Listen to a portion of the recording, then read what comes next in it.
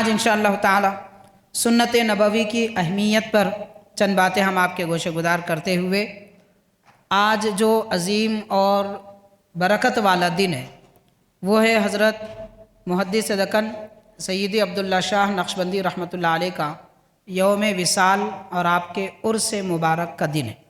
تو اس مناسبت سے آپ کی زندگی اور آپ کی سیرت پاک کے کچھ وہ حالات اور واقعات جو سنت نبوی اختیار کرنے کا ہم کو درس دیتی ہے، اور حضرت محدث دکن عبداللہ شاہ نقشبندی علیہ رحمت و رضوان نے اپنی زندگی میں کیسے حضور پاک صلی اللہ علیہ وسلم کی سنت پر عمل کیا اور اس سنت کو آپ نے اپنے لیے حرز جان بنا لیا، اس کے بھی چند نمونے انشاءاللہ تعالی آپ کے گوشے گزار کیے جائیں گے۔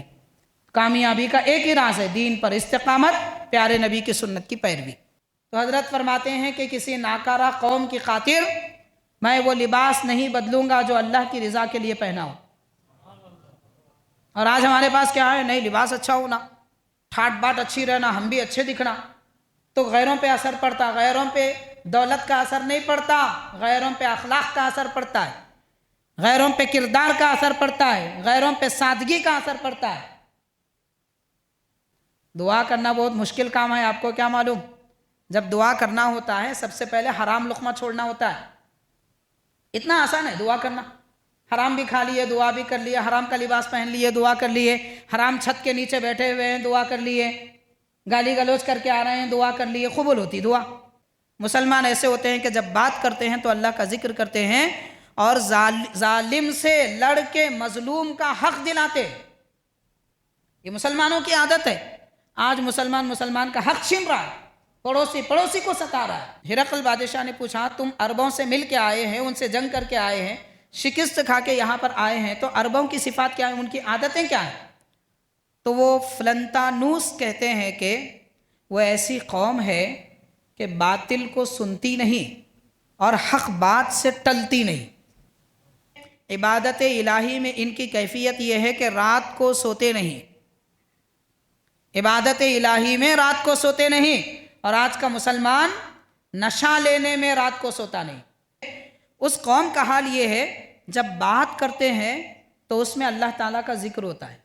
ہمارا کھانا پینا، دعوتوں کا نظام، اٹھنا بیٹھنا، بات کرنے کا طریقہ، گھروں میں حتیٰ کہ کھانے کے لیے بھی ٹیبل سسٹم، پکوان، کھانے کی غذائیں بھی آج ہمارے بچوں کو کیا پسند ہے؟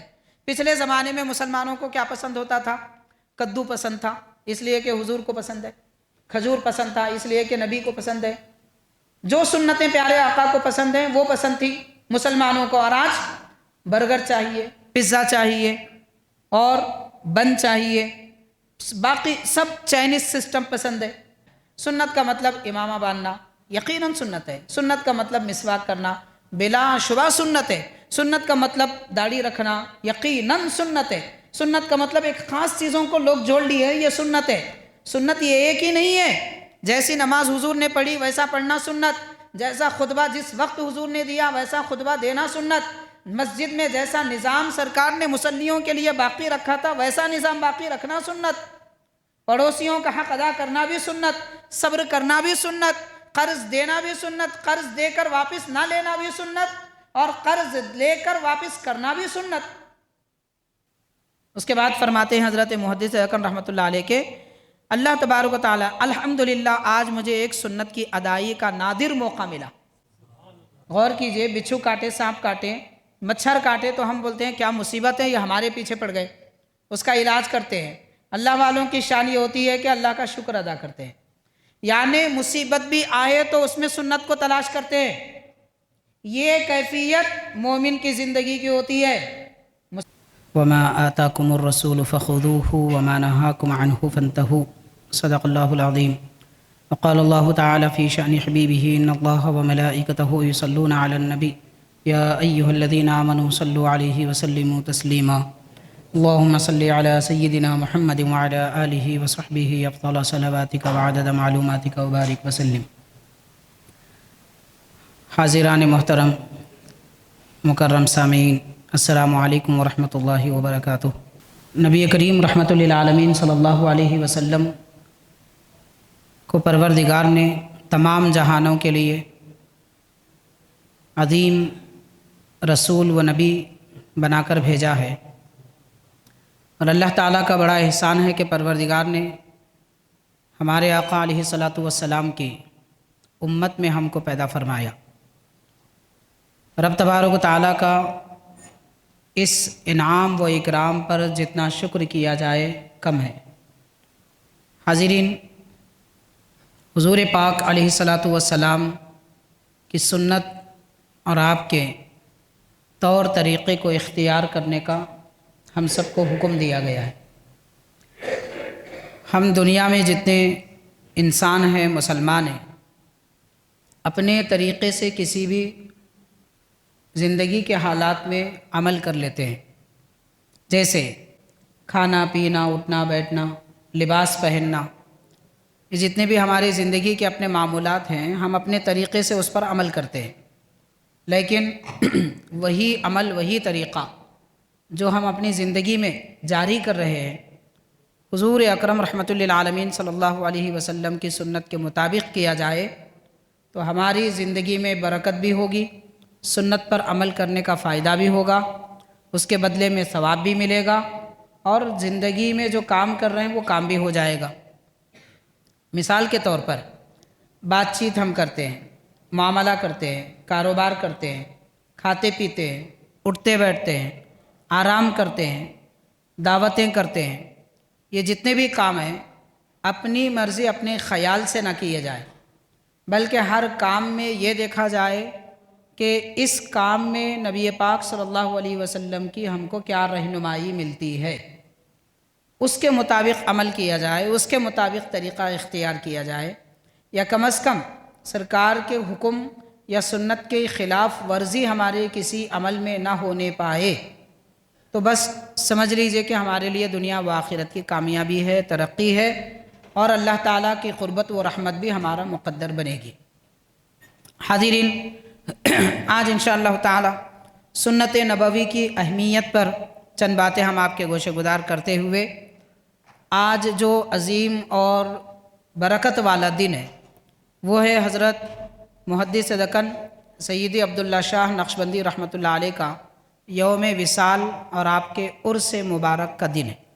تو اس مناسبت سے آپ کی زندگی اور آپ کی سیرت پاک کے کچھ وہ حالات اور واقعات جو سنت نبوی اختیار کرنے کا ہم کو درس دیتی ہے، اور حضرت محدث دکن عبداللہ شاہ نقشبندی علیہ رحمۃ و رضوان نے اپنی زندگی میں کیسے حضور پاک صلی اللہ علیہ وسلم کی سنت پر عمل کیا، اور اس سنت کو آپ نے اپنے لیے حرز جان بنا لیا، اس کے بھی چند نمونے انشاءاللہ تعالی آپ کے گوشے گزار کیے جائیں گے۔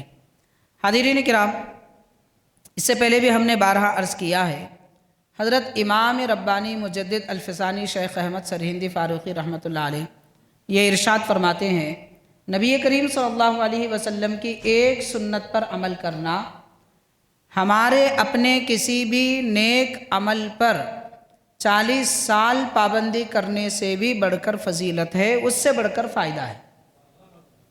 اس کا مطلب اور مفہوم کیا ہے اس کو ہم یوں سمجھیں، مثال کے طور پر مان لیجئے کہ ہم میں سے کوئی نماز میں روزانہ 2 رکعت میں آدھا پارہ پڑھنے کا ارادہ کر لے اور اس پر پابندی کرے، 40 سال تک اس پر پابندی کرتا رہے کہ 2 رکعت میں میں آدھا پارہ پڑھوں گا۔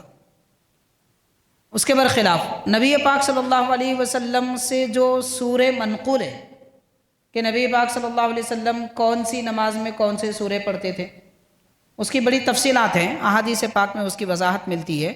مختصر یہ انشاءاللہ کسی موقع پہ ہم وہ ساری تفصیلات عرض کریں گے کہ فجر، ظہر، عصر، مغرب، عشاء، جمعہ، عیدین میں سرکار کون سی نماز میں کون سے سورے پڑھتے تھے، اس کے متعلق تفصیل سے عرض کریں گے انشاءاللہ۔ مگر مختصر یہ، اس سے پہلے بھی ہم نے اس عنوان کے بارے میں تھوڑی سی بات وضاحت کی تھی کہ فجر کی سنتوں میں پیارے آقا علیہ الصلوۃ والسلام سنت میں پہلی رکعت میں سورہ کافرون، دوسری رکعت میں سورہ اخلاص پڑھتے تھے۔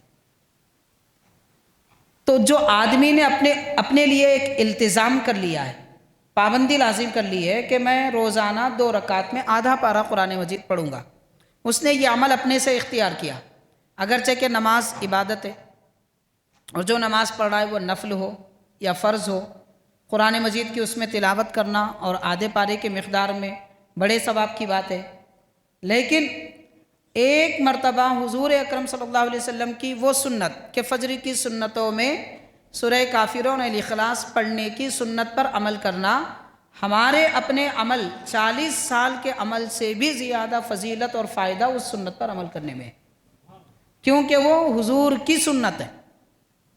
تو اب غور کیا جائے، عبادت میں نبی پاک صلی اللہ علیہ وسلم کی سنت اختیار کرنے کا اتنا بڑا مقام ہے، پھر ہم اپنی زندگی میں کھانے پینے اٹھنے بیٹھنے بات چیت کرنے میں، دعوتوں کا انعقاد کرنے میں، لوگوں کے معاملات طے کرنے میں سنتوں کو اگر اختیار کریں تو پھر کیا مقام ملے گا، کیسی برکت آئے گی، زندگی کتنی اچھی ہوگی۔ ان برکتوں اور ان فائدوں کو ہم جان بھی نہ سکیں گے، پہچان بھی نہ سکیں گے۔ ایسی بڑی فضیلتیں اور برکتیں ہم کو حضور اکرم صلی اللہ علیہ وسلم کی سنتوں پر عمل کرنے کی ملتی ہے، اور آج ہم مسلمانوں کو اسی پر عمل کرنے کی ضرورت ہے۔ حاضرین، دوسری بات یہ ہے کہ اکابر اور بڑے بڑے بزرگان دین، وہ لوگ جو سنتوں پر عمل کیا کرتے تھے، اس کا فائدہ کیا ہوتا تھا؟ اس کے متعلق سلسلہ نقشبندیہ کے ایک بڑے بزرگ ہیں حضرت سید نور محمد بدایونی رحمۃ اللہ علیہ، دہلی میں آپ کا مزار انور ہے۔ پچھلے جمعہ ہم نے بتایا تھا کہ حضرت سید محمد نور بدایونی رحمۃ اللہ علیہ حضرت محدث اکن عبداللہ شاہ صاحب نقشبندی رحمۃ اللہ علیہ کے شیوخ میں، آپ کے پیر طریقت میں آتے ہیں۔ حضرت مرزا مظہر جانے جانا رحمۃ اللہ علیہ کے شیخ محترم ہے۔ تو آپ کے متعلق لکھا جاتا ہے کہ ایک مرتبہ بلا ارادہ، بغیر کسی ارادہ کے، اور شاید کہ حضرت پر کوئی اللہ تعالیٰ کی محبت کے جلووں کے کوئی کیفیتیں تھیں، یا آپ دین اور اسلام کے کسی مسئلے میں غور و فکر کر رہے تھے۔ بہرحال آپ کے قدم پر آپ کی نظر نہیں تھی، اس لیے جب آپ بیت الخلاء گئے، حضرت سید نور محمد بدایونی رحمۃ اللہ علیہ جن کا لقب سید السادات ہے، تو آپ بیت الخلاء جب گئے ضرورت کے لیے، تو اپنا بایاں پاؤں اندر داخل کرنے کی بجائے سیدھا پاؤں آگے بڑھا دیے۔ بالارادہ یہ عمل نہیں ہوا تھا، بلا ارادہ ہوا تھا، جبکہ مسجد میں سیدھے پاؤں سے داخل ہونا آداب میں ہے، اور بیت الخلاء میں بائیں پاؤں سے داخل ہونا آداب میں سے ہے۔ اگر کوئی ادب ترک کرتا ہے تو گناہ گار تو نہیں ہوتا، اس کے حصے میں کوئی گناہ نہیں لکھا جاتا، کوئی عذاب نہیں ہوتا۔ ادب اختیار کریں گے تو درجے ملیں گے، ثواب ملے گا، فضیلت ملے گی، جنت ملے گی، لیکن کوئی گناہ نہیں ہے۔ اس کے باوجود یہ عمل کی اہمیت کیا ہے؟ اس کو ہم سمجھ سکتے ہیں کہ غلطی سے بلا ارادہ سیدھا پاؤں مسجد اس میں بیت الخلاء میں آپ کا داخل ہو رہا تھا کہ آپ کے دل کی کیفیت ہی بدل گئی۔ دل کی کیفیت کا مطلب کیا؟ عام انسانوں کے جیسے آپ کے دل کا حال ہو گیا۔ اللہ والوں کے دل کا حال یہ ہوتا ہے کہ ہر دم ہر لمحہ جلوہ خداوندی میں منہمک رہتے ہیں، ہر وقت اللہ تعالیٰ کے جلوے دیکھتے رہتے ہیں، ان کے دل کی ہر دھڑکن اللہ اللہ کی صدائیں دیتی ہے۔ یہ کیفیتیں ہوتی ہیں ان کے قلوب کی، ان کی دلوں کی۔ وہ ایک لمحے کے لیے اپنی زندگی میں ذکر خداوندی سے، دین اسلام سے غافل نہیں ہوتے۔ یہ کیفیت ان کی ایک دم ہٹ گئی۔ بس اتنا عمل کہ سیدھا پاؤں بیت الخلاء میں داخل کرنا چاہا، 3 دن تک یہ کیفیت طاری رہی، اور اس کیفیت کو کہتے ہیں قبض۔ اصطلاحات صوفیہ میں، تصوف کی اصطلاحات میں اس کو قبض کہتے ہیں۔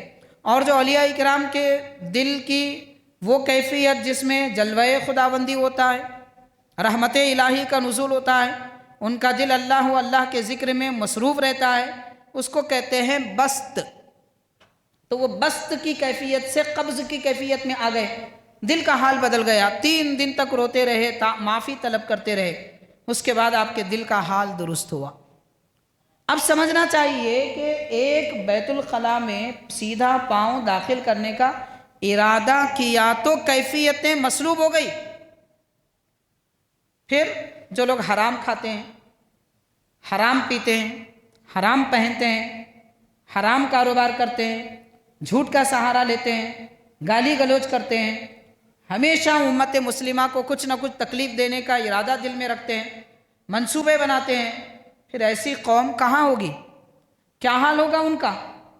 یہی وجہ ہے کہ آج ہم نماز بھی پڑھتے ہیں تو نماز میں ہمارا دل نہیں لگتا، بے چینی کی کیفیت ہوتی ہے۔ نماز پڑھنے والوں کی بھی جو نہیں پڑھتے ان کا تو حال ہی رہنے دیجئے، ان کے بارے میں اب کیا کہہ سکتے ہیں؟ پڑھنے والوں کا دل بھی تو نماز میں نہیں لگتا، اس کی وجہ یہ ہے کہ دل کا حال صحیح نہیں ہے۔ وہ کیوں ہے؟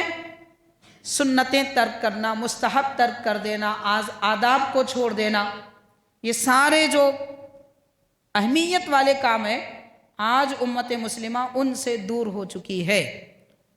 تو غور کیا جائے حضور اکرم رحمۃ اللہ عالمین صلی اللہ علیہ وسلم کی سنتوں پر عمل کرنے کا فائدہ کیا ہے؟ ایک شاعر نے اس میں 3 اشعار کہے ہیں جو سنت کی اہمیت کو بتاتے ہیں، میں آپ کو وہ بھی سناؤں گا۔ حضرت محدث اکرم رحمۃ اللہ علیہ نے اپنی کتاب مواعظ حسنہ میں لکھا ہے، اتباع سنت احمد کرے، ایک قدم باہر نہ تو اس سے دھرے۔ حضور کی سنت پر ایسا عمل کرو کہ ایک قدم بھی سنت کے باہر نہ کرو، حال رکھ اصحاب کا پیش نظر۔ حضور پاک صلی اللہ علیہ وسلم کے صحابہ کرام نبی کریم صلی اللہ علیہ وسلم کی سنتوں پر کیسا عمل کرتے تھے، ان کی حالت کو اپنے نظروں کے سامنے رکھو، حال رکھ اصحاب کا پیش نظر، اور سب دنیا کے اپنے کام کر، یعنی دنیا میں جو مصروفیت ہے، ماں باپ کی خدمت، اولاد کی تربیت، میاں بیوی کے حقوق، پڑوسیوں کے حقوق، یہ سب ادا کرتے ہوئے سنت پر عمل کیا کرو۔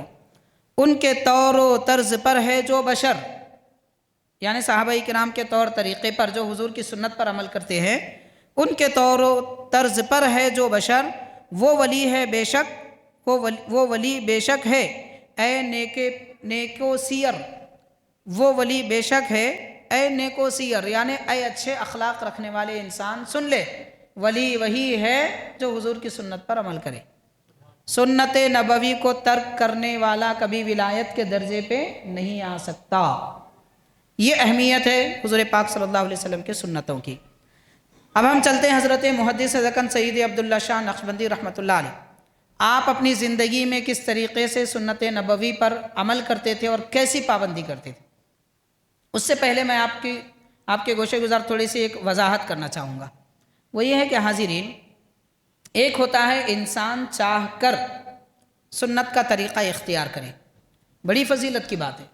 آج ہم مسلمان وہی کر سکتے ہیں، وہی کرتے ہیں، اس سے بڑھ کے کرنا ہمارے لیے بہت مشکل ہے، دشوار ہے کہ ہم چاہ کر سنت پر عمل کریں، چاہ کر وہ طریقے سے کھائیں جو حضور جس طریقے پر عمل کرتے تھے، چاہ کر اس طریقے سے عبادت کریں جو طریقے سے حضور عمل کرتے تھے۔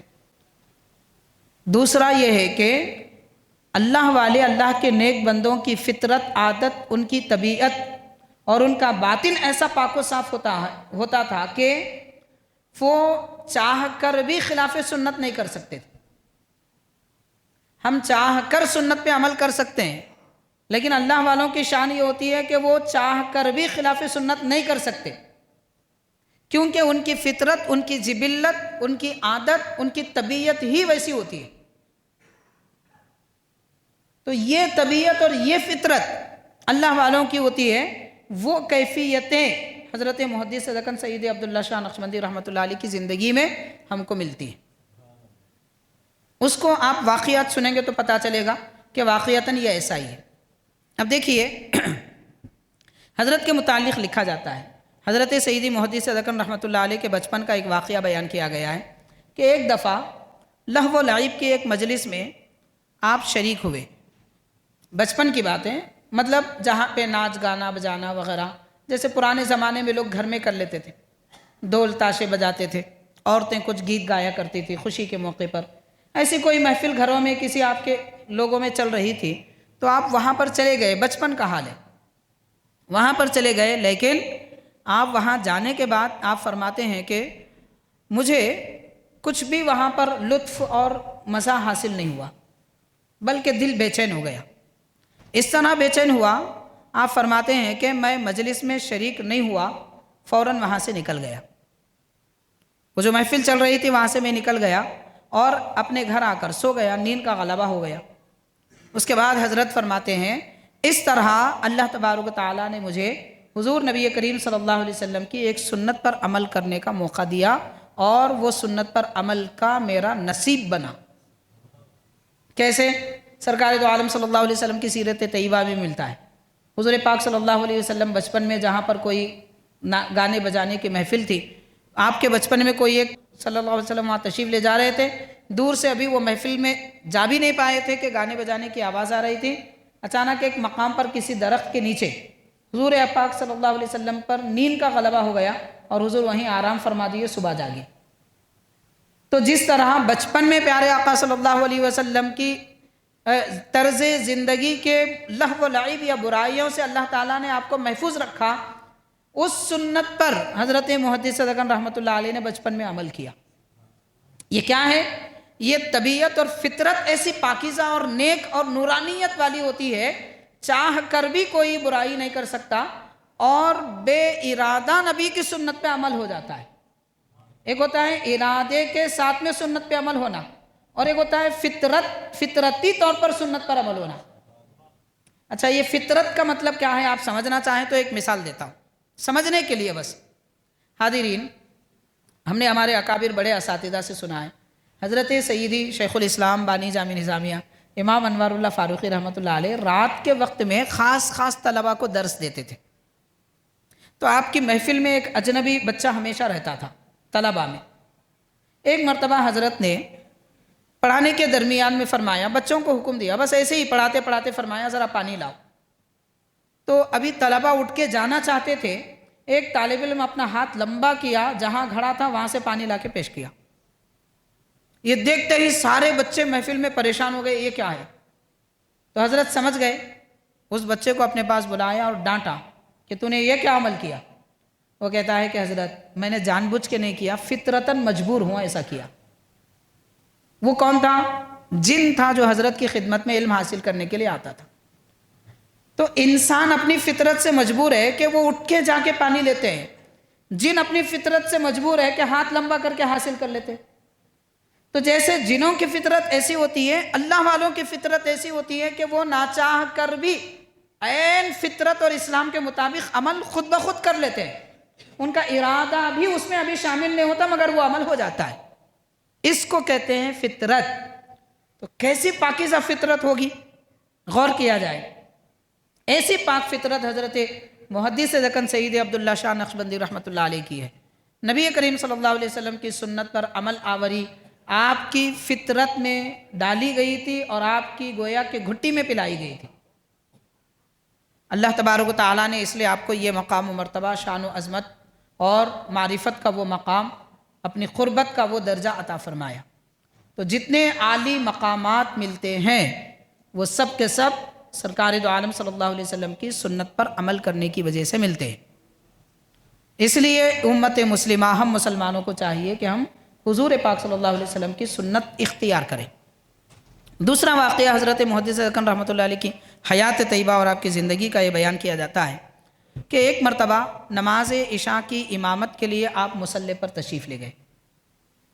آپ نماز خود پڑھایا کرتے تھے، حضرت محدث دکن رحمۃ اللہ علیہ نماز کی امامت فرماتے تھے۔ نماز عشاء کی امامت کے لیے مصلی پر تشریف لے گئے، اور یہ بھی لکھا جاتا ہے کہ حضرت محدث دکن رحمۃ اللہ علیہ اپنی آخری عمر شریف کے حالات میں، آخری عمر کے حالات میں مسجد میں باجماعت آ کر نماز پڑھتے تھے، اور حال یہ تھا کہ ایک قدم خود آگے نہیں بڑھا سکتے تھے، لوگ سہارا دے کر لاتے تھے۔ یہ بھی پیارے نبی صلی اللہ علیہ وسلم کی سنت ہے کہ آخری ایام میں پیارے نبی صلی اللہ علیہ وسلم حضرت ابوبکر، حضرت عمر رضی اللہ تعالی عنہما کے مونڈھوں پر اپنا دست مبارک رکھ کر مسجد کی طرف آتے تھے۔ تو اس سنت پر بھی حضرت محدث دکن رحمۃ اللہ علیہ نے عمل کیا ہے۔ مطلب یہ عمل کوئی ارادے سے نہیں، عادت ہی ویسی اور حالت ہی ویسی بن چکی تھی، کیونکہ فطرت اور طینت اور جبلت پاک تھی، صاف تھی، اس وجہ سے یہ کیفیتیں پیدا ہوتی ہیں۔ تو لہٰذا ایک مرتبہ آپ مصلی پر تشریف لائے اور مصلی پر بیٹھنا چاہے کہ اچانک مصلی کے نیچے سے ایک بچھو آیا اور ڈنک مارا، جس کو برداشت نہ کر پا کے حضرت لیٹ گئے۔ کچھ دیر کے بعد اٹھے اور فرمایا اللہ تعالیٰ کا شکر ہے کہ پروردگار نے میری زندگی میں وہ سنت پر عمل کرنا نصیب دیا، نصیب فرمایا، جس سنت پر جو حضور پاک صلی اللہ علیہ وسلم کی سیرت میں بھی یہ واقعہ پیش آیا تھا۔ حدیث پاک اس کے بعد آپ سناتے ہیں کہ پیارے آقا صلی اللہ علیہ وسلم مصلی پر تشریف لائے تھے اور بچھو نے ڈنک مارا تو پیارے آقا نے فرمایا کہ یہ کمبخت ہے، نہ نمازی کو چھوڑتا ہے نہ غیر نمازی کو چھوڑتا ہے۔ اس کے بعد فرماتے ہیں حضرت محدث اکرم رحمۃ اللہ علیہ کے اللہ تبارک و تعالی الحمدللہ آج مجھے ایک سنت کی ادائیگی کا نادر موقع ملا۔ غور کیجئے، بچھو کاٹے، سانپ کاٹے، مچھر کاٹے تو ہم بولتے ہیں کیا مصیبت ہے، یہ ہمارے پیچھے پڑ گئے، اس کا علاج کرتے ہیں۔ اللہ والوں کی شان یہ ہوتی ہے کہ اللہ کا شکر ادا کرتے ہیں، یعنی مصیبت بھی آئے تو اس میں سنت کو تلاش کرتے ہیں۔ یہ کیفیت مومن کی زندگی کی ہوتی ہے، مسلمان ایسی زندگی گزارتا ہے۔ ایسا نہیں ہے کہ جو چاہے کرے، جب چاہے کرے، اور ہر بات کو ایک تدبیر کی حالت میں لے اور یہ سمجھے کہ میں ایسا نہیں کرتا تو ایسا ہوتا، ایسا کرتا تو ایسا نہیں ہوتا۔ دراصل ہم مسلمانوں کا نصیب اور ہمارا مقدر قدرت الہی کے تابع ہے۔ ہمارے دل اللہ تعالیٰ کی دست قدرت میں، حدیث پاک میں آتا ہے خالق کائنات لوگوں کے دلوں کو اپنی انگلیوں سے جیسے چاہے پھیر دیتا ہے۔ تو دعا یہ کرنی چاہیے کہ اللہ تعالیٰ ہمارے دلوں کو نیکی کی طرف پھیرے، اسلام کی طرف پھیرے، حق کی طرف پھیرے۔ اسی لیے حضور پاک صلی اللہ علیہ وسلم نے ہم کو یہ دعا بھی سکھائی، اے لوگو یہ دعا کرو یا مقلب القلوب صرف قلوبنا الی طاعتک، ہمارے دلوں کو اے اللہ تیری فرما برداری کی طرف پھیر دے۔ یہ کیفیتیں اللہ کے نیک بندوں کی ہوا کرتی تھی۔ تو معلوم یہ ہوا کہ حاضرین مصیبت بھی آئے تو اس میں سنت کی تلاش ہونی چاہیے، بندہ اللہ تعالیٰ کے فیصلے کے حوالے ہو جائے، اس کی تقدیر اور اس کی قضا کے حوالے ہو جائے کہ جو رب چاہے وہی ہوگا، اور اس میں بھی خیر تلاش کرے۔ زندگی گزارنے کا طریقہ حضرت محدث اکرم رحمۃ اللہ علیہ دے رہے ہیں، اور آپ کی سیرت پاک میں یہ بھی لکھا جاتا ہے کہ جب گہن کی نماز ہوتی، جب گہن لگتا ہے، چاند گہن، سورج گہن وغیرہ، تو گہن کی جب نماز پڑھی جاتی ہے، یہ بھی سنت ہے۔ حضرت محدث اکرم رحمۃ اللہ علیہ قرات جہری کے ساتھ طویل نماز پڑھاتے تھے۔ روایت میں آتا ہے سورہ بقرہ پڑھنا چاہیے، تو طویل نماز آپ پڑھاتے تھے، اور آپ کی اس نماز میں شریک ہونے کے لیے آپ کی اقتداء میں دور دور سے لوگ آ کر نماز میں شریک ہوتے۔ جب نماز مکمل ہو جاتی تو حضرت محدث اکرم رحمۃ اللہ علیہ نصیحت اس طریقے سے فرماتے تھے، آغاز فرماتے نصیحت کا ان الفاظ کے ساتھ کہ صاحبوں، حضور اکرم صلی اللہ علیہ وسلم کسوف کی نماز کے بعد لوگوں کو مختصر طور پر پند و نصائح فرمایا کرتے تھے، یعنی نصیحتیں فرماتے تھے۔ آج میں بھی اسی اتباع میں آپ کو مخاطب کرنا چاہتا ہوں، یعنی تقریر بھی فرما رہے ہیں، نصیحت بھی فرما رہے ہیں، تو اس کے آپ کے پیش نظر یہ بات ہے کہ اس وقت حضور خطاب فرمائے تھے، اس لیے میں کر رہا ہوں۔ تو غور کیا جائے کہ نصیحت بھی کر رہے ہیں تو عین سنت کے مطابق، زندگی کے ہر قدم پر نبی کی سنت پر عمل کرنے کا جذبہ ہو۔ یہ کیفیت ایمان والوں کے دل میں ہو تو ایمان والے کامیاب ہوں گے۔ اور حاضرین کرام، آپ کے احوال اور واقعات میں یہ بھی لکھا جاتا ہے کہ ایک مرتبہ موسم گرما میں نماز تراویح ادا کی جا رہی تھی۔ آپ کی مسجد جو حسینی علم میں ہے، حضرت کی مسجد کے نام سے مشہور ہے، اگر اللہ تعالیٰ موقع دے تو کبھی ایک مرتبہ وہاں نماز پڑھ لینا چاہیے، کیونکہ ساری زندگی حضرت محدث اکرم رحمۃ اللہ علیہ نے وہاں پر نماز پڑھی ہے اور پڑھایا ہے۔ 5 وقتہ نماز بھی، نماز تراویح بھی، اور باقی نمازیں بھی، نوافل بھی آپ وہاں ادا کرتے تھے۔ بزرگان دین جس جگہ نماز پڑھتے تھے اس جگہ نماز پڑھنے سے نماز کی فضیلت بڑھ جاتی ہے، نماز کی برکت بڑھ جاتی ہے، اور اس نماز میں آخرت میں وزن زیادہ ہو جاتا ہے۔ یہ میں حدیث پاک سے عرض کر رہا ہوں، آپ کو کوئی بات ہواؤں میں نہیں اڑا رہا، جامع ترمذی کی حدیث شریف ہے۔ اب لمبی باتیں میں عرض نہیں کروں گا، بہرحال حدیث پاک کا خلاصہ میں آپ کو عرض کر رہا ہوں۔ تو حاضرین، نماز تراویح، موسم گرما تھا، نماز تراویح ادا کی جا رہی تھی۔ مسجد کے صحن میں بھی جانمازیں بچھائی گئی تھی، لیکن اچانک بارش ہونے کے امکانات تھے تو جانمازیں اٹھا دی گئیں، تو لوگ ایسے ہی فرش زمین پر صفیں بنا لیے۔ حضرت محدث اکرم رحمۃ اللہ علیہ تشریف لائے۔ حضرت ویسے پہلے آتے تھے، مگر حضرت کے آنے سے پہلے سارے لوگ بھی آ جاتے تھے۔ تو حضرت تشریف لائے اور دیکھا کہ فرش زمین پر لوگ بیٹھے ہوئے ہیں، جانمازیں بچھی ہوئی نہیں ہیں۔ تو ذمہ دار کو بلا کر آپ نے فرمایا کہ وہاں مصلی کیوں نہیں بچھایا؟ لوگوں نے کہا حضرت بارش کے امکانات ہے، کہیں جانمازیں بھیگ نہ جائیں۔ تو آپ فرماتے ہیں کہ آپ نے فرمایا حضرت رسول اللہ صلی اللہ علیہ وسلم کے پاس باہر کے آئے ہوئے لوگ مجلس کی یکسانی دیکھ کر پوچھتے کہ تم میں رسول کون ہے؟ جو لوگ باہر سے حضور سے ملاقات کے لیے آتے، کبھی دیکھے ہوئے نہیں ہوتے، تو ایسی مجلس ہوتی کہ سب برابر بیٹھے ہوئے، نہ کوئی صدر نشین ہے، نہ کوئی غریب ہے، نہ کوئی امیر ہے، نہ کوئی اعلیٰ درجے والا ہے، نہ کوئی کمتر ہے۔ لوگ آنے والے پوچھتے تھے کہ تم میں رسول کون ہے؟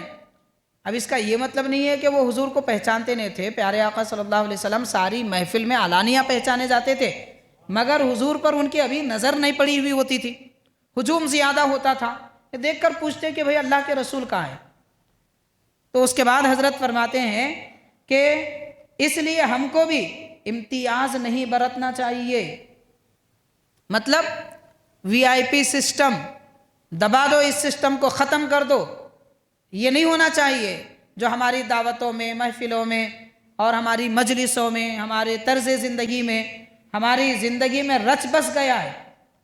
لوگ اپنے آپ کو بہت بڑا سمجھنے لگتے ہیں، امیر غریب کا فرق ہوتا ہے، اعلیٰ ادنا کا فرق ہوتا ہے، اور بعض تو ایسے لوگ ہیں کہ جمعہ کے دن مسجدوں میں اپنے لیے جگہ مختص کر لیتے ہیں، یہ میری جگہ ہے، کوئی ہے بھی تو اٹھا دیتے۔ دین اتنی اجازت دیتا ہے کہ آپ اگر پہلے آ گئے وہ آپ کی جگہ ہے، نہیں ہم آخری میں آئیں گے مگر ہماری جگہ کوئی پکڑ کے رکھے، یہ نہیں چلنے والا ہے، یہ دین میں نہیں چلنے والا ہے۔ بادشاہ وقت بھی ہو اور دیر سے آئے تو جہاں جگہ ملے وہی نماز پڑھے، اسلام تو یہ حکم دیتا ہے، امتیاز نہیں ہے ہمارے دین میں۔ حضرت محدث دکن رحمۃ اللہ علیہ چاہ کر بھی خود کا امتیاز باقی نہیں رکھتے تھے، بلکہ فرماتے تھے جب اندر والوں کے لیے جانمازیں بچھی ہوئی ہیں، باہر والوں کے لیے بھی بچھاؤ، زیادہ سے زیادہ کیا ہوگا، جانمازیں بھیگ جائیں گی، سکھا لیا جا سکتا ہے۔ تو دیکھیے کتنا لحاظ رکھا کرتے تھے دین اور شریعت کا، اتباع سنت کا۔ تو پیارے نبی صلی اللہ علیہ وسلم کی سنت پر عمل کرنا یہ ایک نیا رخ ہے، اس پر غور کرنا چاہیے۔ سنتیں جب کہی جاتی ہیں تو عام طور پر لوگ کیا سمجھتے ہیں، کیونکہ ماحول ویسا بنایا گیا ہے۔ سنت کا مطلب امامہ باندھنا یقیناً سنت ہے، سنت کا مطلب مسواک کرنا بلا شبہ سنت ہے، سنت کا مطلب داڑھی رکھنا یقیناً سنت ہے، سنت کا مطلب ایک خاص چیزوں کو لوگ جوڑ لیے یہ سنت ہے۔ سنت یہ ایک ہی نہیں ہے، جیسی نماز حضور نے پڑھی ویسا پڑھنا سنت، جیسا خطبہ جس وقت حضور نے دیا ویسا خطبہ دینا سنت، مسجد میں جیسا نظام سرکار نے مصلیوں کے لیے باقی رکھا تھا ویسا نظام باقی رکھنا سنت، پڑوسیوں کا حق ادا کرنا بھی سنت، صبر کرنا بھی سنت، قرض دینا بھی سنت، قرض دے کر واپس نہ لینا بھی سنت، اور قرض لے کر واپس کرنا بھی سنت۔ ہم مسلمانوں کو میٹھی میٹھی سنتیں یاد رہتی ہیں، اور جو سنتیں ہماری طبیعت پر کڑوی گزرتی ہیں، میں سنت کو کڑوی نہیں کہہ رہا ہوں، جو ہماری طبیعت پر جو سنتیں کڑوی گزرتی ہیں ہم اسے چھوڑ دیتے ہیں۔ آج ہم کو یہ معلوم ہے کہ بھی کھانے کے بعد میٹھا کھانا سنت ہے، ہم کو یہ ضرور معلوم ہے کہ دعوت قبول کرنا سنت ہے، لیکن ہم کو یہ معلوم نہیں ہے حرام اور شبے کے مال کی دعوت قبول کرنا جائز نہیں ہے۔ یہ سنت پر کون عمل کریں گے؟ جو دعوت آئی چلے گئے، کہاں سے کمائی کیا تھا معلوم بھی تو کریے۔ آج کون سی شادی ہے جو انٹرسٹ پر پیسہ لیے بغیر، قرضہ سود پر لیے بغیر لوگ شادی کرتے ہیں؟ الا ماشاء اللہ۔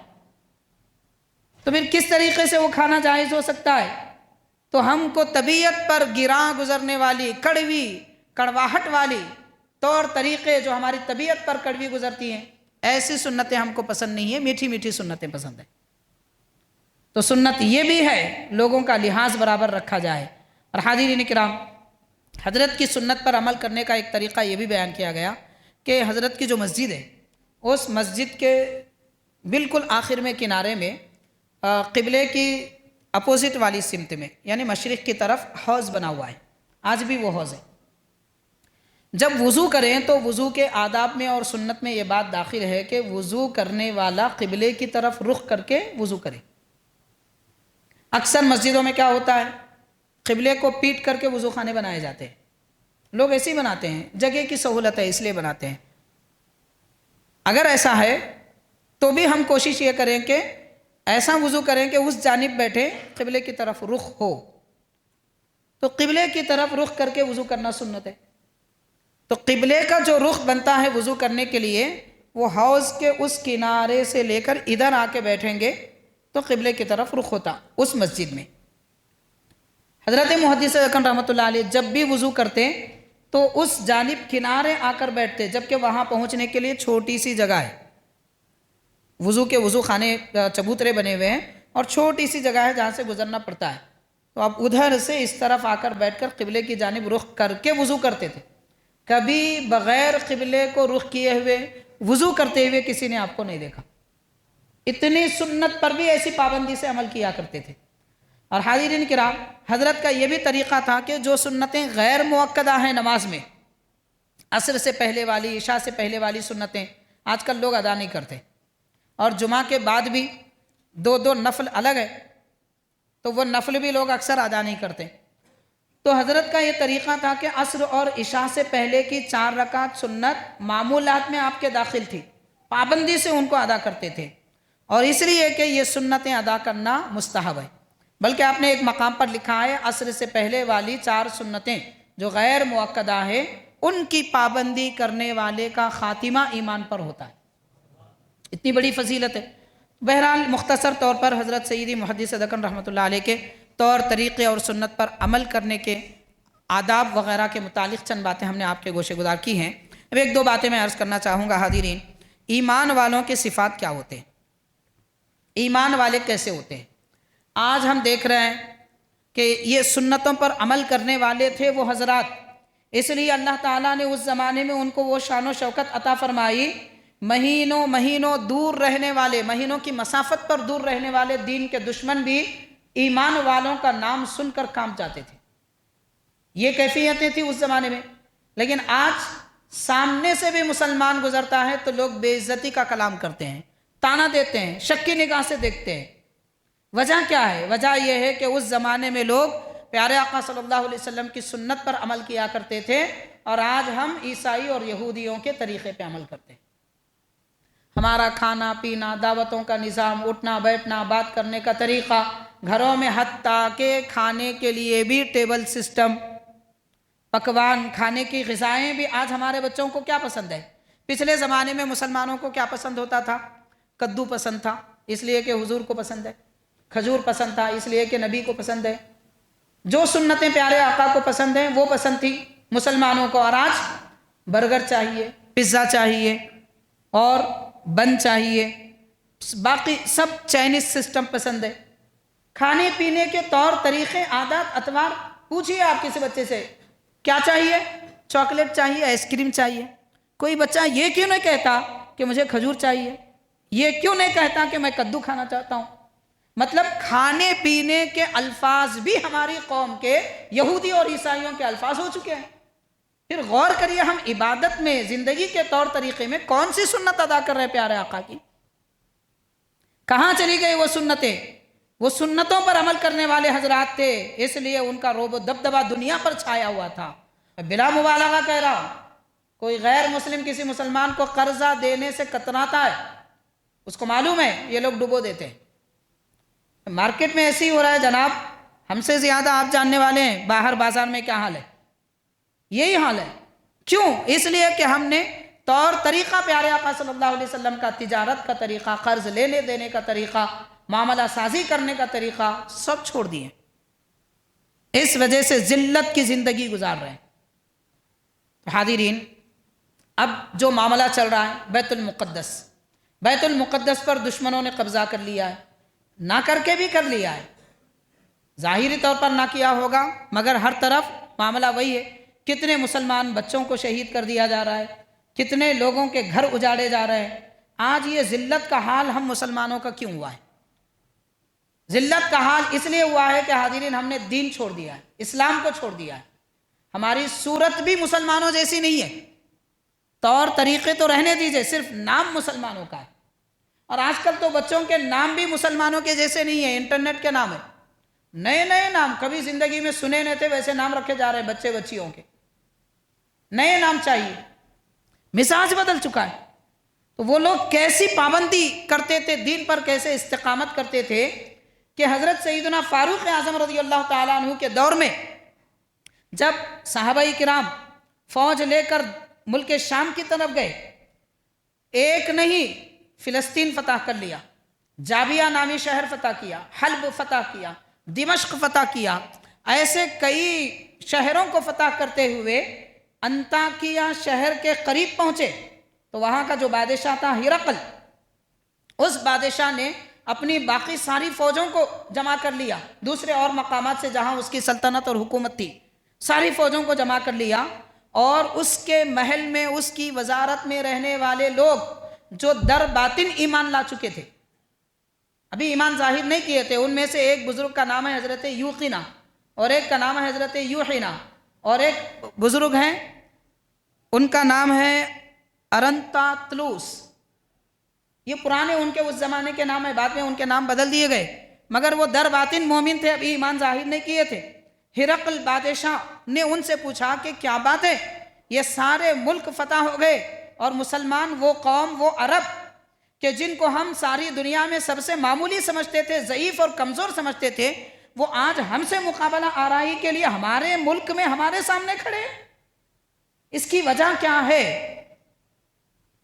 تو حاضرین، یہ وجہ وہ لوگ کہہ رہے ہیں جو ابھی ایمان نہیں لائے تھے مگر دل میں ایمان لا چکے تھے، وہ لوگ کہہ رہے ہیں۔ کیا کہہ رہے ہیں وہ بتا رہے ہیں، میں آپ کو سناتا ہوں۔ فتوح الشام حضرت واقدی کی کتاب ہے، اس میں لکھا جاتا ہے، اور حضرت شیخ الاسلام بانی جامع نظامیہ امام انوار اللہ فاروقی رحمۃ اللہ علیہ نے اپنی کتاب میں بھی اس کو بیان فرمایا ہے، مقاصد الاسلام جلد دہم صفحہ 117 میں آپ ارشاد فرماتے ہیں کہ بادشاہ نے پوچھا تو حاکم حلب، وہ کہتے ہیں ہرقل کے وزیر فلنطانوس تھے، انہوں نے کہا کہ عربوں کی صفات کیا ہے؟ ہرقل بادشاہ نے پوچھا تم عربوں سے مل کے آئے ہیں، ان سے جنگ کر کے آئے ہیں، شکست کھا کے یہاں پر آئے ہیں، تو عربوں کی صفات کیا ہیں، ان کی عادتیں کیا ہیں؟ تو وہ فلنطانوس کہتے ہیں کہ وہ ایسی قوم ہے کہ باطل کو سنتی نہیں اور حق بات سے ٹلتی نہیں، سب سے پہلی صفت ہے۔ آج ہمارے پاس کہاں ہے بتائیے آپ؟ ہم باطل سن کے باطل پہ عمل کرتے ہیں، جو نئی بات آ گئی بس اس کے پیچھے بھاگے، دین جائے ایمان جائے ہم کو کوئی مطلب نہیں ہے۔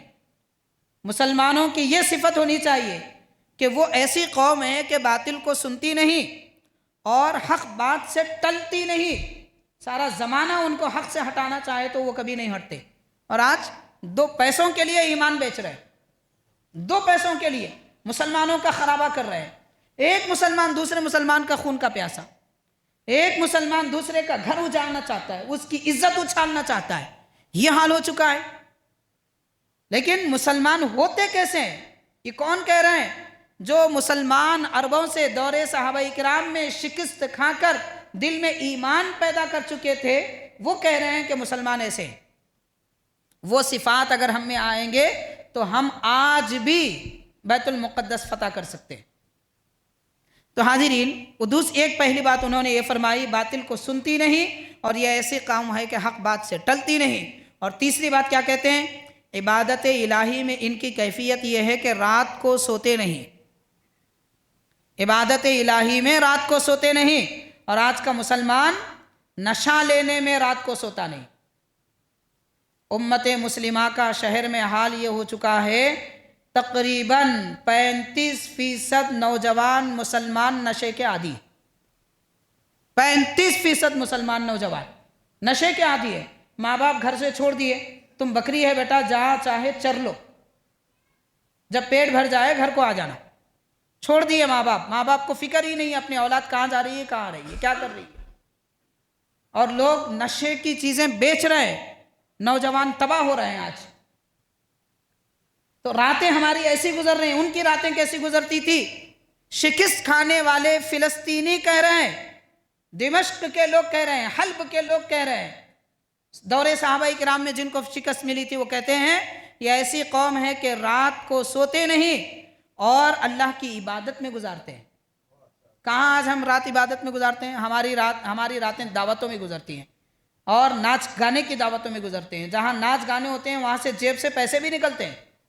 مسجد کے لیے چندے کی بات آتی ہے تو جمعہ کے دن 10 روپے دیتے، گانے والا اچھا گایا تو اس کو 200 روپے دیتے۔ یہ قوم ہے آج ہماری، یعنی ہمارا پیسہ حرام میں صرف ہو رہا ہے، اللہ کے گھر کے لیے صرف نہیں کرتے، 10 روپے بھی کوئی حقیقت مسجد کو دیتے، ہر جمعہ میں کم از کم ہر مصلی 100 روپیہ دینا چاہیے، ایسا ہونا چاہیے، لیکن افسوس نہیں ہوتا، کیونکہ خرچ کرنا بہت مشکل ہے، وہ بھی ایسی جگہ جہاں ہمارا فائدہ ہو، ہمارے فائدے کی جگہ خرچ شیطان ہم کو کرنے نہیں دیتا۔ اور اس کے بعد وہ کہتے ہیں کہ اس قوم کا حال یہ ہے جب بات کرتے ہیں تو اس میں اللہ تعالیٰ کا ذکر ہوتا ہے، اور ہم کیا بات کرتے ہیں؟ یہ جھوٹا، وہ غیبت، وہ فلاں، یہ ایسا، وہ ایسا، زندگی غیبتوں میں گزر گئی۔ مسلمان مگر کیسے ہوتے ہیں؟ 1350 سال پہلے بلکہ 1400 سال پہلے کے لوگ کہہ رہے ہیں مسلمان ایسے ہوتے ہیں کہ جب بات کرتے ہیں تو اللہ کا ذکر کرتے ہیں اور ظالم سے لڑ کے مظلوم کا حق دلاتے ہیں۔ یہ مسلمانوں کی عادت ہے۔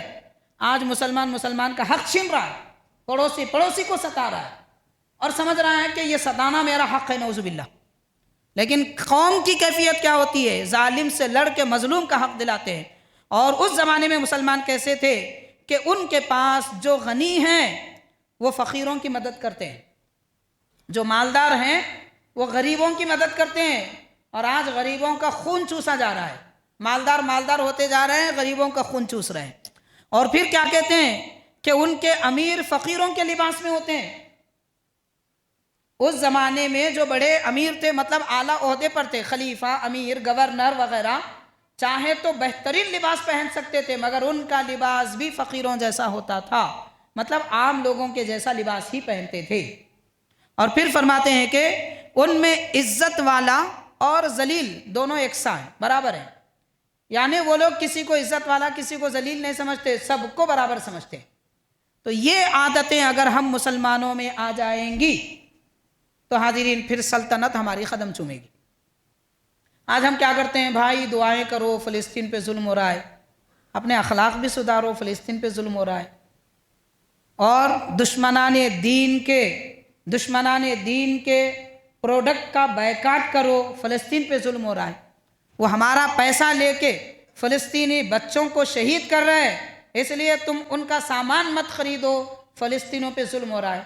ظلم ہو رہا ہے، صرف دعا ہے اور دوسری چیزیں نہیں ہیں، دعا ہے، دعا کے ساتھ باقی اور کام بھی کریں، جتنا کر سکتے ہیں کم از کم اتنا تو کریں کہ ان کی کمر کی ہڈی ٹوٹ جائے، اور وہ ٹوٹتی ہے ان کی دولت سے۔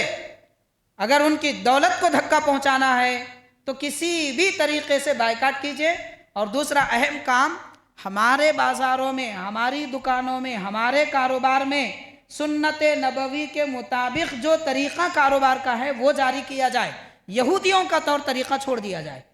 پھر دیکھیے اسلام کو کتنی ترقی ملتی ہے اور یہودیوں کی کمر کیسے ٹوٹتی ہے۔ یہ سب کرنا تو ہم کو نہیں آتا، بس اتنا بولتے دعا کرو، مطلب بہت آسان کام ہے دعا کرنا۔ دعا کرنا بہت مشکل کام ہے، آپ کو کیا معلوم؟ جب دعا کرنا ہوتا ہے سب سے پہلے حرام لقمہ چھوڑنا ہوتا ہے۔ اتنا آسان ہے دعا کرنا، حرام بھی کھا لیے، دعا بھی کر لیے، حرام کا لباس پہن لیے، دعا کر لیے، حرام چھت کے نیچے بیٹھے ہوئے ہیں، دعا کر لیے، گالی گلوچ کر کے آ رہے ہیں، دعا کر لیے، قبول ہوتی دعا۔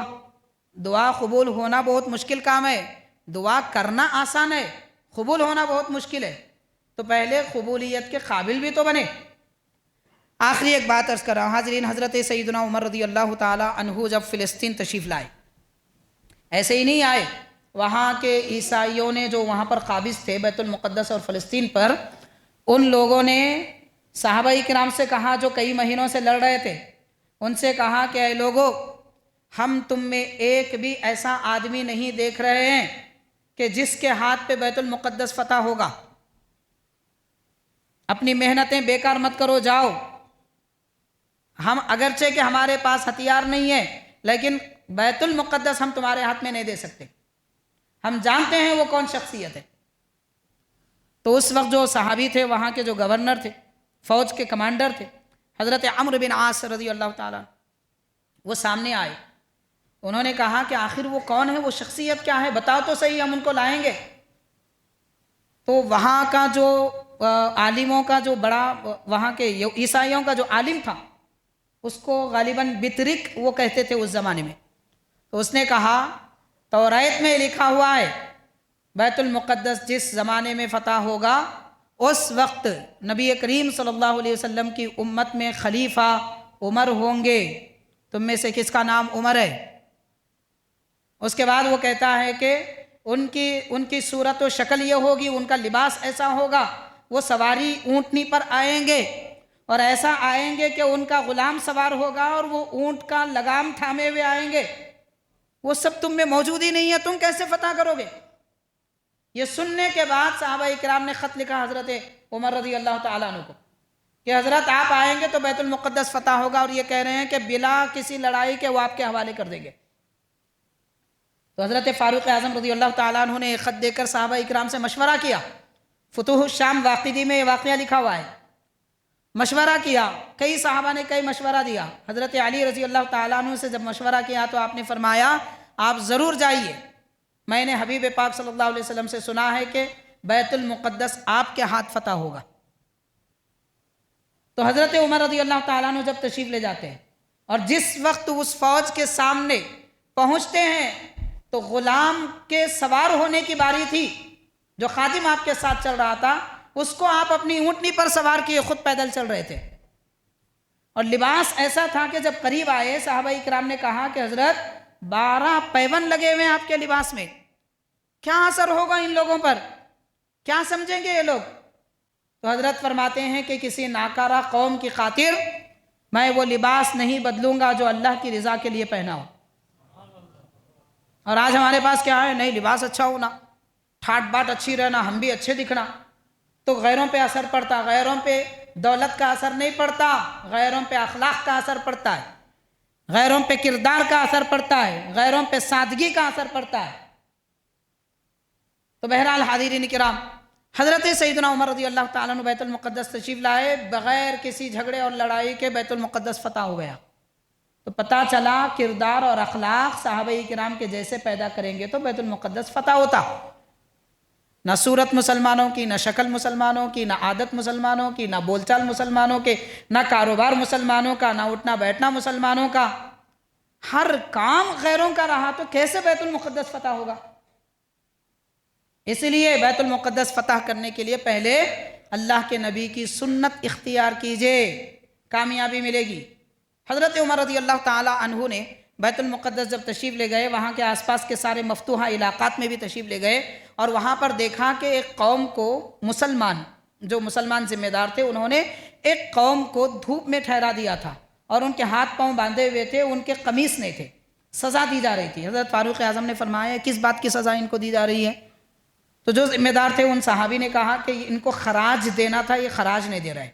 خراج کا مطلب ہوتا ہے کہ جس ملک کے تحت میں ہم رہتے ہیں وہاں کھیتی وغیرہ کرتے ہیں تو اس کھیتی سے آنے والے غلے کا کچھ حصہ حکومت کو دیا جاتا ہے، اس کو خراج کہتے ہیں۔ تو یہ خراج نہیں دے رہا ہے۔ تو حضرت فاروق اعظم نے فرمایا، ان سے خراج جب پوچھا گیا تو کیا کہا؟ تو کہتے ہیں کہ وہ دے نہیں سکتے، وہ جو غلہ ان کی پیداوار ہو رہی ہے اس سے ان کی زندگی گزرنا ہی مشکلیں، نہیں دے سکتے کہہ رہے ہیں۔ تو حضرت ناراض ہو گئے اور فرمایا، حضور پاک صلی اللہ علیہ وسلم نے فرمایا کہ لوگوں پر ظلم مت کرو، اے لوگوں جو آدمی استطاعت نہیں رکھتا تم اسے سزا دے رہے ہیں، لہٰذا ان کو آزاد کر دو۔ وہ یہ کہہ رہے ہیں کہ نہیں دے سکتے تو ان کو چھوڑ دو۔ تو اس طرح جب وہاں اس مقام پر تشریف لے گئے، آزادی کے معاملے ہوئے، لوگوں کے ساتھ برتاؤ اچھا کیا گیا۔ حضرت شیخ الاسلام بانی جامعہ رحمۃ اللہ علیہ فرماتے ہیں، میں پہلے کی طرف آ رہا ہوں، ہرقل بادل شاہ نے آرمینیا وغیرہ مختلف مقامات سے فوج کو جمع کیا، اور اتنی فوج جمع ہوئی کہ مسلمانوں کی فوج اگر 50,000 تھی تو دشمنوں کی فوج رومیوں کی 50 لاکھ تھی۔ تو ایسے مقابلہ آرائی میں سب پریشان تھے، کیا کیا جائے؟ تو صحابہ کرام نے مشورہ کیا کہ ہم نے جتنے علاقے فتح کیے ہیں ان سب کو چھوڑ دیتے ہیں اور ان سے کہہ دیتے ہیں کہ تم اپنے ذمہ دار، ہم تمہاری ذمہ داری نہیں لے سکتے، ہم فوج سے لڑنے کے لیے جا رہے ہیں۔ تو ایک صحابی اس میں کھڑے ہوتے ہیں اور کہتے ہیں کہ ان سے ہم نے جزیہ لیا ہے ان کی حفاظت کے لیے، تو وہ جزیہ واپس کرو تو ہم ان کو آزاد چھوڑ سکتے ہیں، ان کا پیسہ لے کر ہم انہیں آزاد نہیں چھوڑ سکتے۔ تو ایک ایک علاقے میں اس زمانے میں لاکھوں روپئے جمع ہوئے تھے، ہر علاقے میں، جیسے فلسطین ہے اور جابیہ ہے اور اسی طرح حلب نامی مقام ہے، یہ سارے مقامات میں اور بھی بہت سارے علاقے تھے، سارے مقامات پہ جتنے جزیے کے پیسے مسلمانوں نے لیے تھے صحابہ اکرام نے سب ان میں واپس کر دیے. واپس کر دے کے کہا کہ چونکہ یہ پیسے ہم نے تمہاری حفاظت کی ذمہ داری میں لیے تھے، اب ہم تمہاری حفاظت نہیں کر سکتے، ہم کو خود ایک جگہ جمع ہونا ہے، اس لیے ہم تمہارے پیسے واپس کر رہے ہیں. تو حاضرین، اب قوم کا حال کیا بنا؟ فلسطین کے عیسائی یہودی اور دوسرے مقامات کے عیسائی یہودی کہنے لگے اللہ کرے اللہ تم کو دوبارہ ہمارے پاس لوٹا دے.